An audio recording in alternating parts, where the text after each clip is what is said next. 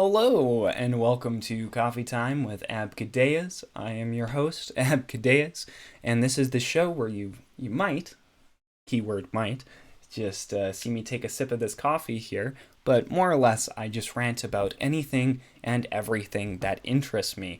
So third attempt at filming this particular video. We're going to give it a good old college try once again. First off, I just want to mention the earthquakes that happened in Turkey and Syria. Absolutely tragic, absolutely horrific. I'm sure this goes without saying, but if you have any extra capital, any excess income, do some research into organizations that are helping out there, and try your best to donate to one that is actually giving most of its donations directly to the people, or is converting those donations into help that those people being affected by this event actually need, instead of just going to some kind of bureaucracy like the Red Cross typically does. I know I was, for a short time, maybe about a day, involved in a door-to-door sales scheme selling stuff for the Red Cross, or selling donations, subscriptions for the Red Cross, and I can tell you the people selling those subscriptions make a pretty penny. So on top of them, there's Red Cross staff. There's so many people in the middle with that organization that so much of the money does not end up going to the people it needs to go to. And there's a million arguments every which way, but don't just blindly donate to an organization only to find out that 25 cents of your $25 donation actually went to Turkey and Syria. I am going to talk about in a future video what effect this is going to have on Syrian Turkish rapprochement, but is not the time, definitely, to talk about that. But mainly, the core of this video, the main content of this video, the main focus is going to be twofold. Number one, a bit of a correction, a bit of an embarrassment for myself on the Chinese balloon saga, and then as well, I want to take a bit of a look and have a bit of a discussion about the Rage Against the War Machine, the anti-war rally happening in Washington, D.C. on February 19th. So, first off, getting into the whole Chinese balloon saga, the Taobao screenshot I used was absolutely not reliable. I noticed shortly after publishing the video, I took a closer look at that. I went to go upload a clip to TikTok, and I noticed my mistake. I noticed my error. If that is the same balloon that actually flew over the United States, the picture in Taobao is not close to it at all. I'm shocked at myself for having overlooked that fact.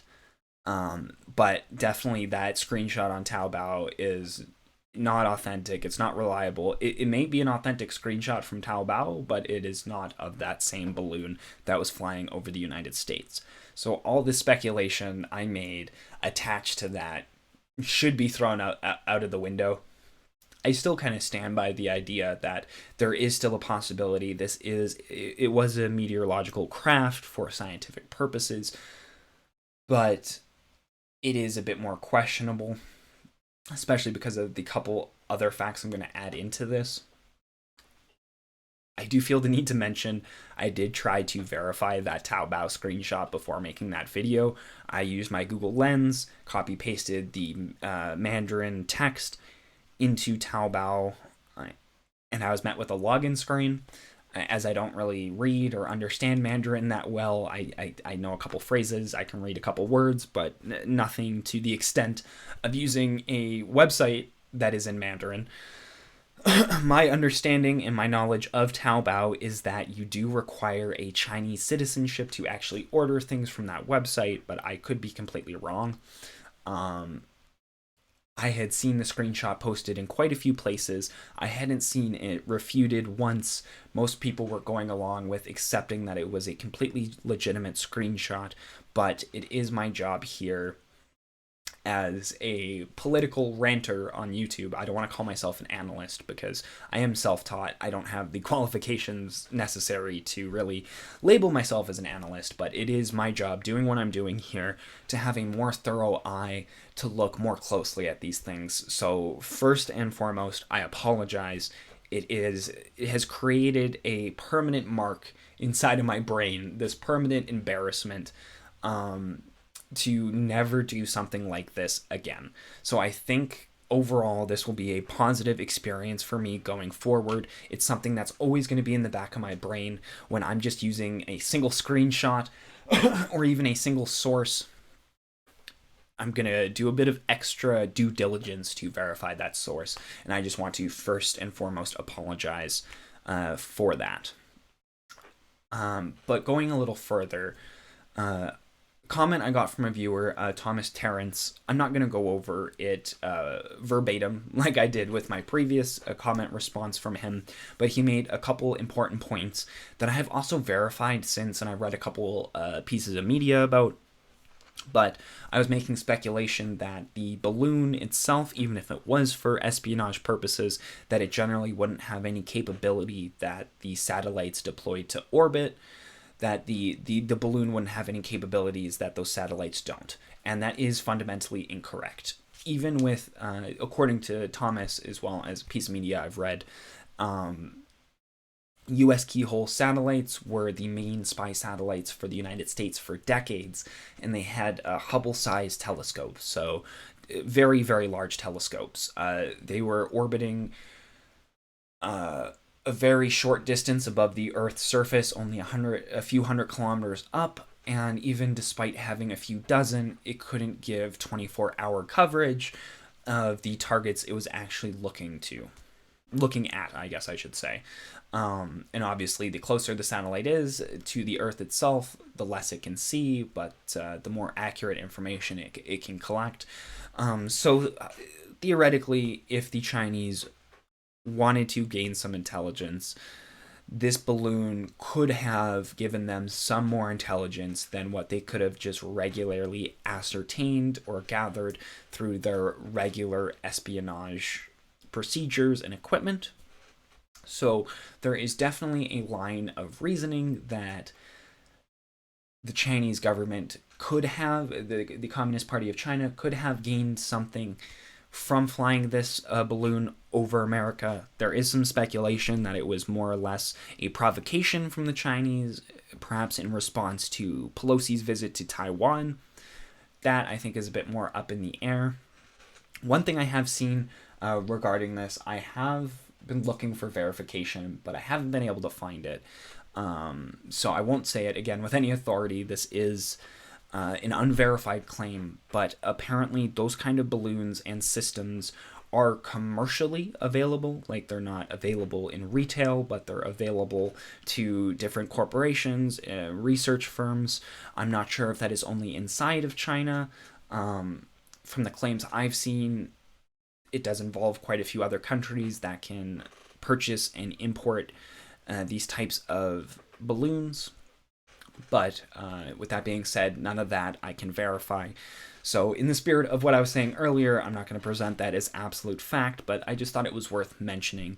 They mentioned that in that claim, some 130,000 of these balloons had been sold to separate entities, implying entities other than the Communist Party of China and its directly connected associations, organizations, companies. But again, no real verification on that, but I thought I'd mention it nonetheless, and if I do find any verification on that, I will mention it in a future video. The second part of Thomas's comment I wanted to go into is he was just regarding the Sarmat missile in particular. He was suggesting that per nuke tonnage isn't the best statistic to look at to evaluate nuclear arsenals. And I would agree for a couple reasons. Nuclear arsenals, especially as a whole, that it more so has to do with the amount of nukes, the location of them, the type of guidance systems, the speed it flies at.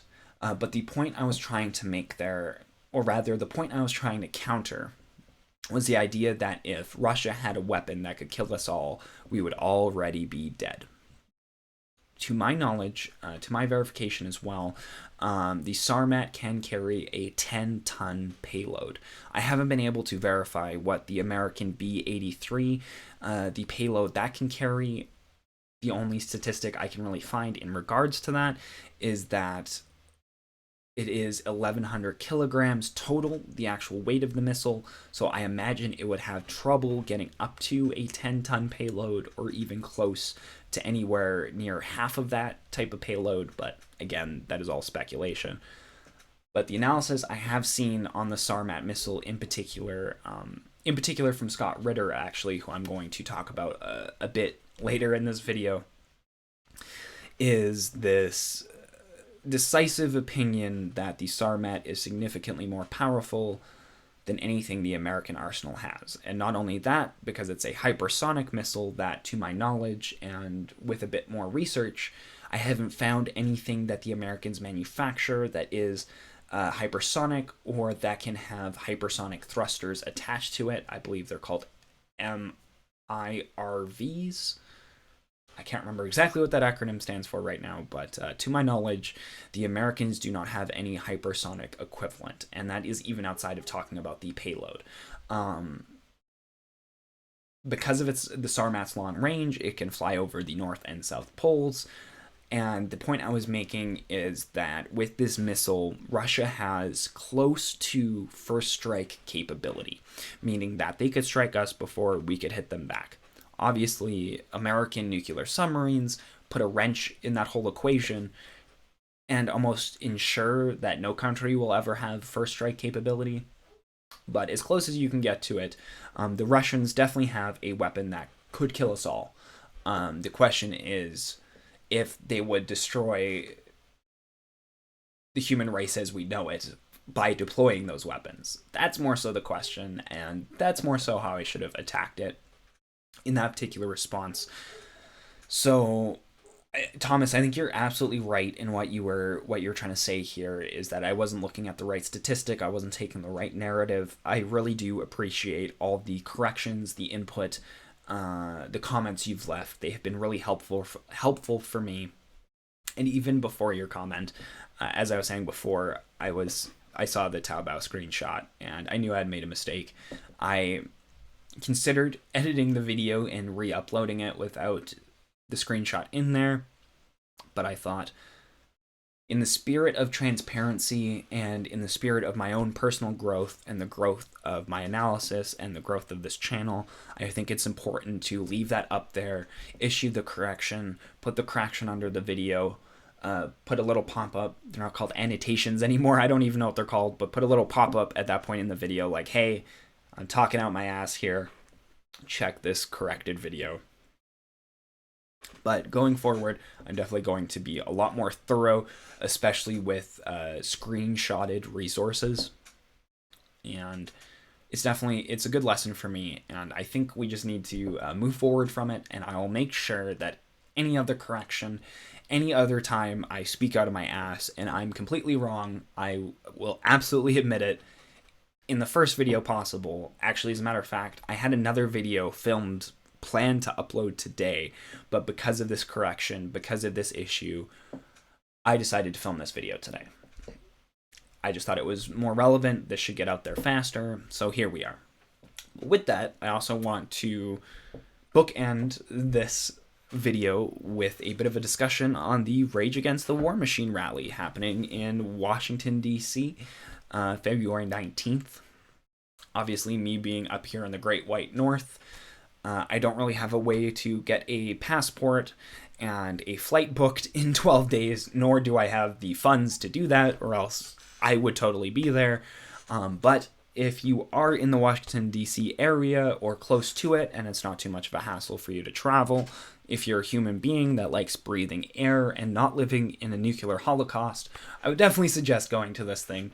With that being said, I do have a couple thoughts, opinions on some of the speakers they have, as well as the points they're making.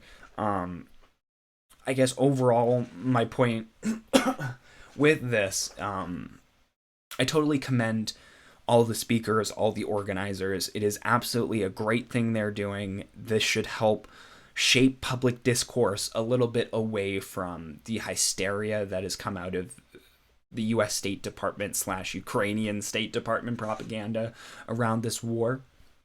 I hope this will do a lot of work to kind of disseminate and delude that propaganda to a degree. But overall, I think their demands are quite ambitious, and I don't think they'll be realized on a legislative level. Without some significant action, even past this initial rally. I know Scott himself. Again, I'm going to talk about Scott in a minute here.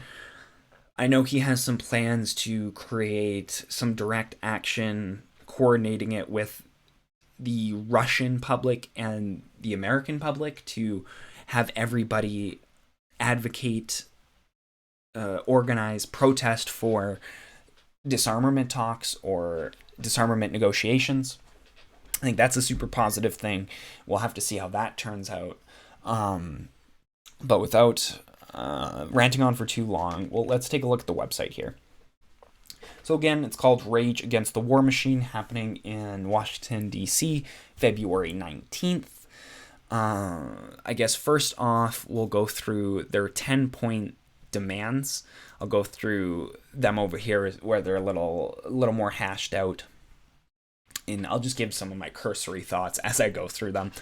But number one, not one more penny for war in Ukraine. The Democrats and Republicans have armed Ukraine with tens of billions of dollars in weapons and military aid. The war has killed tens of thousands, displaced millions, and is pushing us towards a nuclear World War III. Stop funding the war. Really, the only comment I have there, it's killed hundreds of thousands, not just tens of thousands, but a bit of a distinction without much of a difference. I definitely agree with that. Point number two, negotiate peace.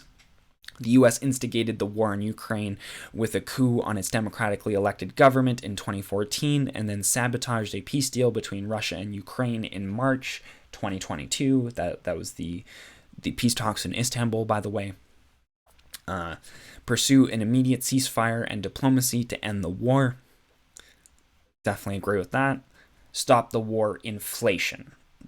The war is accelerating inflation and increasing food, gas, and energy prices. The U.S. blew up Russian gas pipelines to Europe, starving them of energy and deindustrializing their countries. End the war and stop increasing prices. This is one of the points I kind of wanted to expand on a little bit. It's kind of like the cat is out of the bag. Corporations don't really ever lower prices. Like, at least not for something like regular prices, not outside of a sale or outside of a government mandate. Once the cat is out the bag, once corporations realize they can charge you $12 for a dozen eggs, they're going to do it. They're going to charge you as much as they possibly can, regardless of whether or not that's actually in their best interest, or if in the long term that is going to net them the most profit.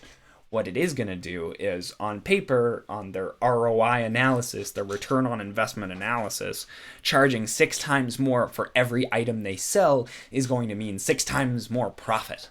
And that is all they care about. That is all they will see. They don't care about pipelines. They don't care about the price of oil. Well, obviously they do care about the price of oil, but that isn't going to change their minds in terms of how much they're going to charge for their products. I think it's a bit of fanciful thinking, a bit of thinking that lacks some kind of class analysis. Obviously, I'm not going to go into that particular issue, but we can't just get the bad guys to stop doing bad things by asking them to stop. There's a reason that wages in the West as a whole have stagnated while productivity has exploded, right? You know, that's not because nobody is asking for a living wage or a higher wage, but because corporations can get away with paying us lower wages. So it's just a fact of life. Once the cat is out of the bag, it is almost impossible to put it back in the bag. Well, at least not without cutting its head off, but another conversation for another day on that one. Next one, bit of another fanciful demand is to disband NATO. NATO expansion to Russia's border provoked the war in Ukraine. NATO is a warmongering relic of the Cold War. Disband it like the Warsaw Pact. I totally agree with this. I totally see the logic.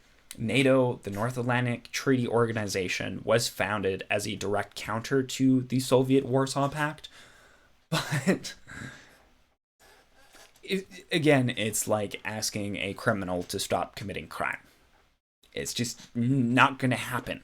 Short of a complete military debacle and embarrassment in Ukraine that then leads to NATO states leaving the alliance, short of that happening, I think the NATO alliance is pretty solid until at least you see the American empire collapse, and then we may be talking a bit about disbanding NATO at that point.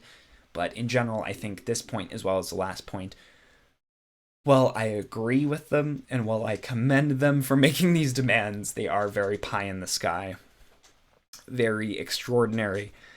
I do know the standard operating procedure for any kind of negotiation, for sentencing in a courtroom, for any kind of financial negotiation. You start as big as possible, as far away from what you actually need to get. You start as big as possible as you possibly can, so the person you're negotiating with on the other side of the table can bring you down to the point where you're actually comfortable with being. So I'm sure there's a bit of that going on here. They have a lot of things they're asking for, and they would be happy with just one or two of them. But nonetheless, I feel the need to give a bit of my thoughts and analysis on what they're asking for here. So, next point, global nuclear de-escalation. This one I actually think is possible. The war in Ukraine has brought us to the edge of World War III and nuclear war with Russia. U.S. intelligence agencies estimate a 1 in 4 chance of nuclear war, which would plunge the world into a nuclear winter and kill almost all life on Earth. Adopt a no first strike nuclear policy. Draw down nuclear weapons worldwide. This is definitely possible. It has happened in the past. Scott Ritter himself has been a part of those negotiations, of those talks. It is definitely possible. I think the main opponent for the American empire is the Chinese Communist Party. So I think once it sets in the halls of power in the United States, once the neoliberals and neocons finally click into the fact that they are not going to win this conflict in Ukraine, they are not going to commence regime change in Russia, Zelensky and his forces are not going to be marching on Moscow anytime soon. Once that is through their head, I would hope that the next step would be some kind of rapprochement or some kind of talks with the Russians for a security framework, not only for Europe, but for the world moving forward, because Russia does have one of the world's biggest, if not the biggest, nuclear arsenal. So there's definitely a conversation that needs to happen there. Couple more demands. Slash the Pentagon budget. Sorry, I got a little something in my throat today. I'm trying to clear it out, but it's not going so well. But half of the federal discretionary budget goes to the Pentagon. The military budget is $857 billion per year, and the Pentagon just failed its 5th straight audit. The Pentagon can only account for 39% of its $3.5 trillion in assets. Cut the military budget in half and return those funds to the American people. Without a fundamental change in American society and the way American power is organized, not going to happen. Not going to happen. Every U.S. senator, every U.S. president from every side of the aisle has taken several millions of dollars from the military-industrial complex. The only industry that's really left in America is military industry, with a few exceptions, of course, but the whole American model, the whole liberal world order, the rules-based order that was established after the Second World War, which are rules for thee but not for we, by the way. It's another topic. But ever since that was established, I believe it was Eisenhower that warned against this, but the military industrial complex effectively got a hold over Congress. And if not directly controls, it definitely has a say in the direction of US policy and the way a lot of these things go. And they didn't, put it this way, they didn't build a system for 250 years just to have you show up and vote their power away or to protest their power away. They have been very thorough, very methodical since America was created to make sure the rich people that set it up get to pass the country and its controls onto the rich people that either descended from them or just other rich people. That is the whole point of America. That's the whole point of Canada, regardless of what their bullshit declarations say. You can't convince me that a nation cares about freedom while enslaving half of its population and barring the other 3/4 of it from actually being able to vote in any kind of democratic process. That is not a nation, founding fathers, or anybody that is actually concerned with freedom. That is someone that is concerned with maintaining the current power structure for years and centuries to come. And I'm sorry, I don't think a single anti-war protest is going to undo that. Could. Don't think so. Again, much to the same points I was making last time, abolishing the CIA and military industrial deep state. I don't think that's going to happen. I'm not going to go over the rest of these points exactly, but abolish war and empire. You're not going to abolish war. You're not going to get the U.S. to stop going to war until the empire crumbles. But we may be closer to that than we think. They make a good point. Iraq, Afghanistan, Libya, Syria, Palestine, Yemen, Ukraine. So many countries you can list that have been ravaged by U.S. intervention, where the U.S. has shown up for one reason or another, bombed the crap out of the place, and then left. And in most situations made it significantly worse than it was when they got there. May not have been great before they got there. In the case of Afghanistan, the actual Afghan government may have asked for the Soviets' help, but that doesn't change the before and after, and the fact that the after is always worse than the before if what's in between is American intervention. So hopefully the empire falls. We'll see. Restore civil liberties. Again, really optimistic. I don't think they're going to repeal the Patriot Act or the general direction that both Canada and America have headed since 2001 and the Terrorism Act in Canada and the Patriot Act in America were passed. Again, I don't really think you're going to undo that direction that neocons and neoliberals have been pushing us towards since the Bush administration, since the Harper administration. Trudeau has done it, Obama's done it, Trump has done it, Biden has done it. They've all done it. It's not unique to a political party. They are all in consensus. They all have the same class interest. They want to keep the rich rich. They want to keep the poor poor. They want to make sure that class mobility, the ability to become rich, is as low as it possibly can be. They want to make sure it's as difficult for you to get out of the lower classes as possible. They need an underemployed, unemployed section of the workforce. They need oppressed people that believe they need to work as hard as humanly possible or they're going to end up like the homeless person on the street. And they need those unemployed people so they can turn around and say, oh, you don't like working for $2 an hour? Well, buddy over here is going to work for $1.50, so go fuck yourself.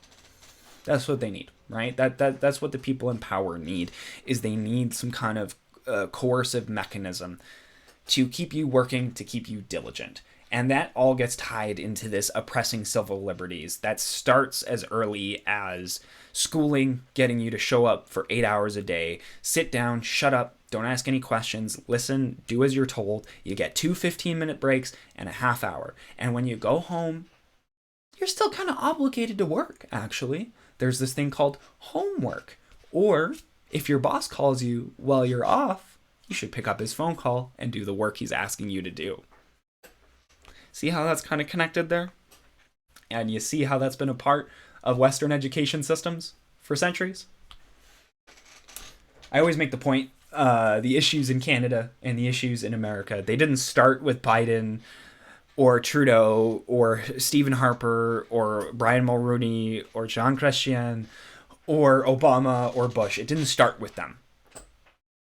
It has continued with them, but it started when our countries were founded, and they were intended to keep rich people rich and to keep everybody else just happy enough that they keep going along with everything.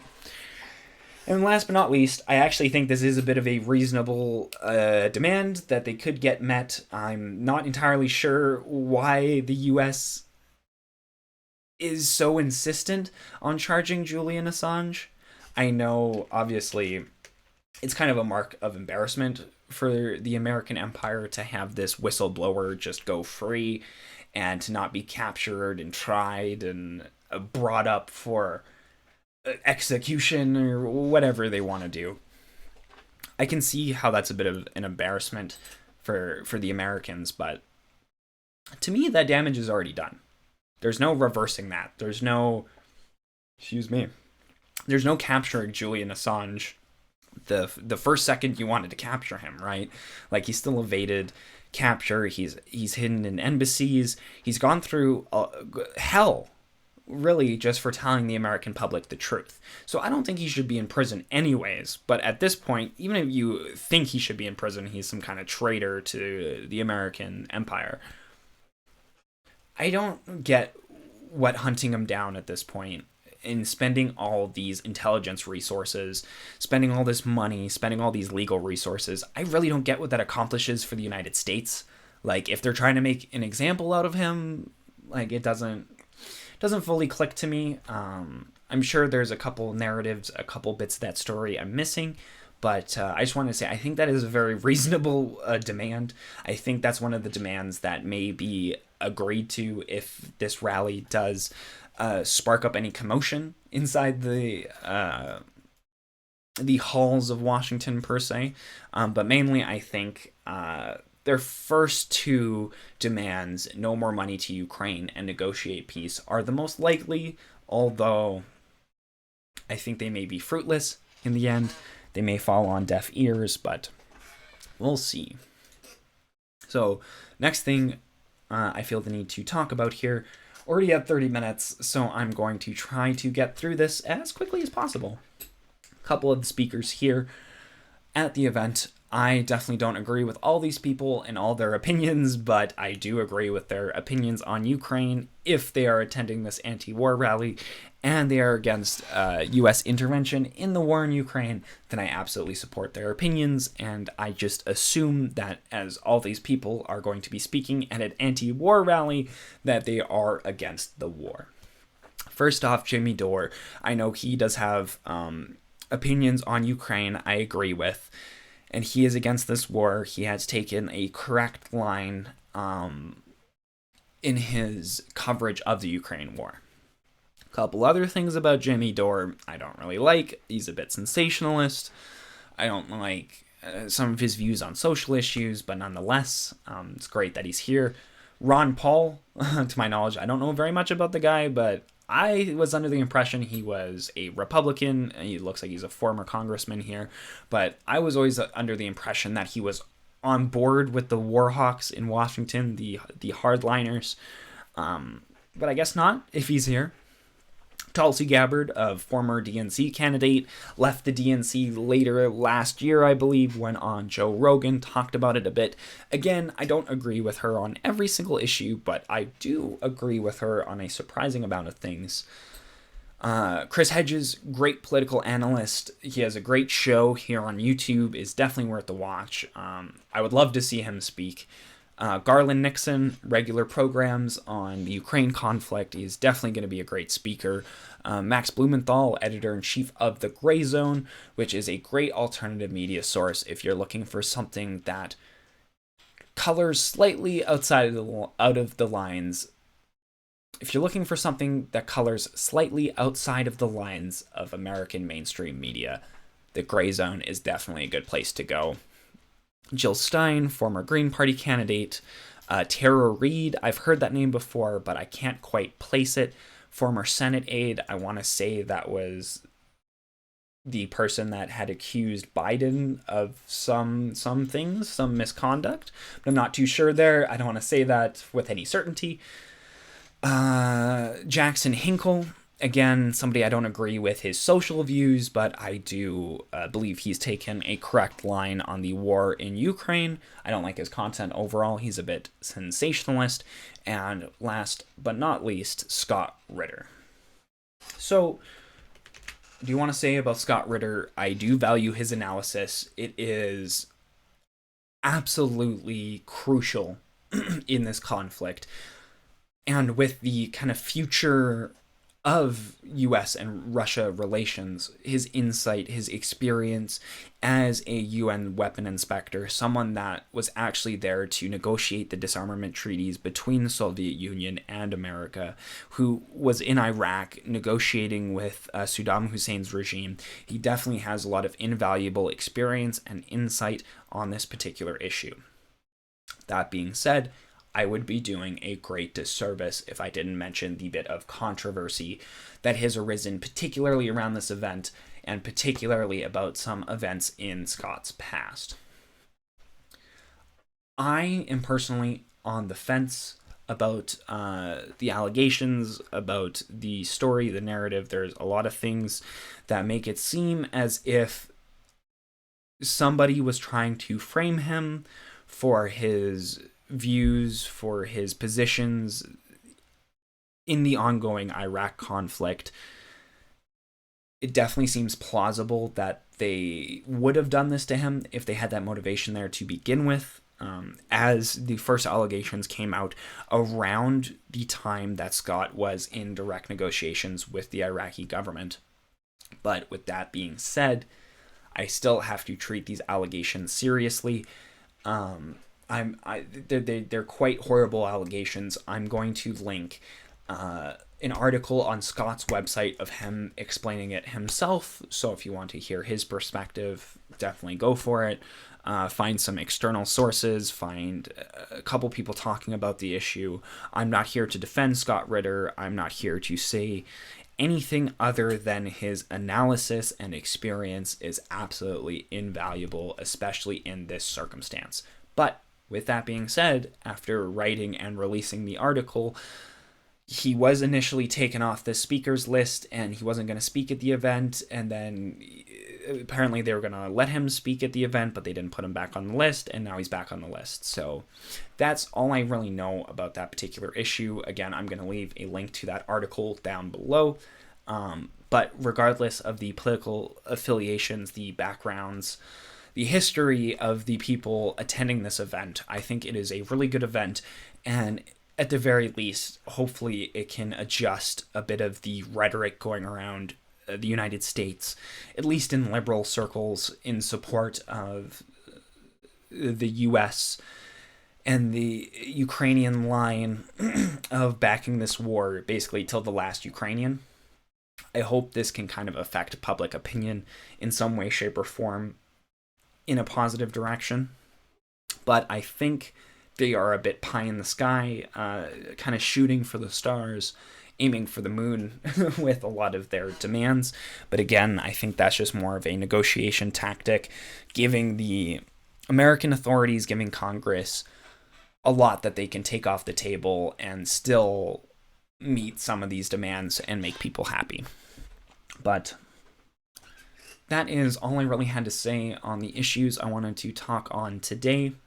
Again, if you have anything to correct me on, or even something you want me to speak on, something you want me to do a bit of research on, put a video together for, definitely leave me a comment, send me a message, let me know. Going forward, again, I'm going to be a lot more thorough with my sources, but even if I do run into a situation, again, where I misinterpret or misrepresent a source, I will issue a correction in the next possible video. That is what I'm doing here. But other than that, thank you so much for watching, and you have yourself a gooder.